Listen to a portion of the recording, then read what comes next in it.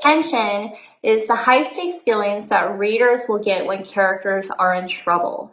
And when done properly, tension will propel a reader forward through the book, encouraging them to turn the page to find out what will happen next, whether it's in the story itself or to the character. Now, no matter what story you write, there are hundreds of situations. There are hundreds of ways that your book can play out. And as the author, it's your job to make sure that you are really making the characters, that you are making the readers aware of what could happen, all the things that could go wrong, all the things that are at stake. And the way that you do that is by having the characters aware of what's at stake. And basically, the higher the stakes, the more unputdownable your book will be. So how do you create tension in your book? There are a few ways. By further developing the sources of conflict, the internal and external sources of conflict, making sure that your overall plot is clear, the obstacles the characters must overcome. It's really important that you share what the characters will get from defeating these obstacles, whatever they are, as well as what is at stake if they fail in their goal. And finally, it also really, really helps if you have developed your characters themselves. That is a really important thing. If your character is unlikable, if your character is a jerk, if your character is just doesn't have any morals or doesn't have anything that they stand for, they don't have any specific personality quirks, they don't have anything that makes them stick out and be an individual, be unique, it makes for not as engaging of a book. And that is really what tension is all about. Tension is basically about making your readers care about your characters. You want your readers to become emotionally invested in your characters, and you want them to turn the page, right?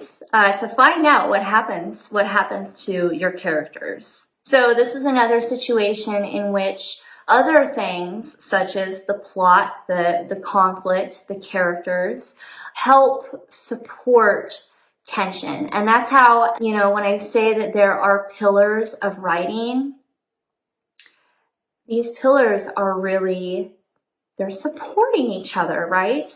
Imagine that you had a building, and this building is supported by several pillars or columns, okay? If you were to take out one of the pillars, what would happen? The entire thing would crumble. The pillars are all interdependent on each other. So you can't have a good source of tension if you haven't first developed your source of conflict, your plot, your characters. All these things work together to make for a very engaging novel. So a couple more ways that you can add tension in your book. Number one is that you want to leave scenes hanging in order to create tension. Okay, so what does that mean? That means that it's basically leaving a chapter on a cliffhanger. The character is driving down the road and then all of a sudden, bam! Blindsided. What happened? Obviously it was a car accident. Are they okay? What's going to happen? Are they injured? Are they dead? And these are the things that are going through readers' minds. So they have to turn the page. Another way to add tension is by starting that next chapter where they had to turn the page.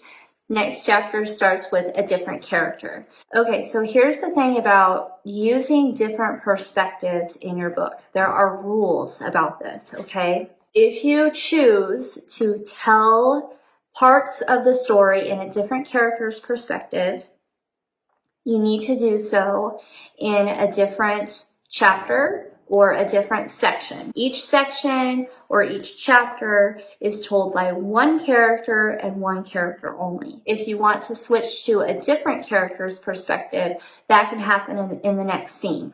And this narrative style in and of itself can create a lot of tension just by design. What I mean by this is one character doesn't always know what the other character is thinking. So let's say, for example, it's a romance, okay? You have a girl and you have the boy, or two girls or two boys or whatever, and you have these two characters that feel a certain way about each other.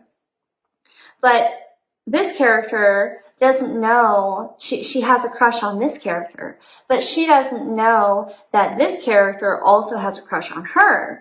And she doesn't think that he likes her, so she's timid and shy and she's too afraid to talk to him. This type of narration style can be very simple, yet very effective, just by playing off of what the readers might know, but the characters don't.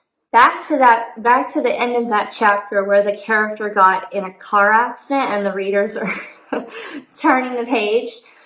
They start the next chapter following the other character who is in his or her own situation. Let's say this character is the doctor at the hospital. The doctor at the hospital might be doing rounds on her patients, and all of a sudden there's a code blue, and an ambulance comes rushing in, and she sees that her friend was in a car accident. And that is how, you could play these two stories off each other and merge it by, even though you're having two different character perspectives, you are using their individual stories to play off each other, not only to create your story, but also to create tension. Questions to ask. Okay, first and foremost, what are the stakes?